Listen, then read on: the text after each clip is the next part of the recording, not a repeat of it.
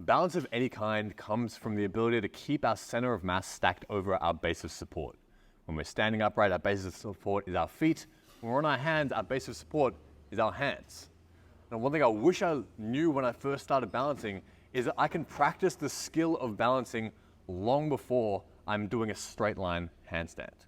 We can start with shapes of our body that are closer to the ground, that are easier to support our own body weight, so that we learn to develop that reaction time of falling, of controlling the fall backwards and forwards to keep that center of mass stacked over our base of support.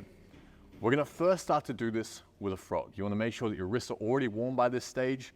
I've linked that wrist warm-up video that you can follow along with. And once you're warm, what you're gonna do is you're gonna place your elbows on the insides of the crease of your knee.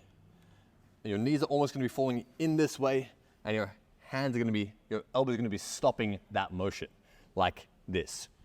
Your fingers are gonna be facing forwards, hands turned out just a tiny little bit, not too far out this way.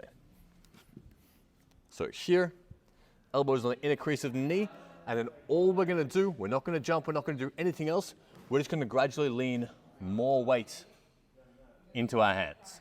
I'm gonna look forwards, don't look down and back here. Look forwards, lean forwards, and then push yourself back. Look forwards, a little bit more of our weight, a little bit lighter on the feet, and just test out like this. We don't need to go too crazy, don't need to jump off straight away. If you're able to lean a little bit more of your weight, you're gonna pick one foot up and try and pull your heel into your bum, and then you're gonna get lighter on the other leg. And last but not least, once you've done that, do the other side. And if you feel able to, you can take it off and hold the position for some time. Now, if you have a look at my hands, the first thing you'll notice is that they're not just completely stable. I'm not just completely stacked. There's constant tiny little micro adjustments going on here.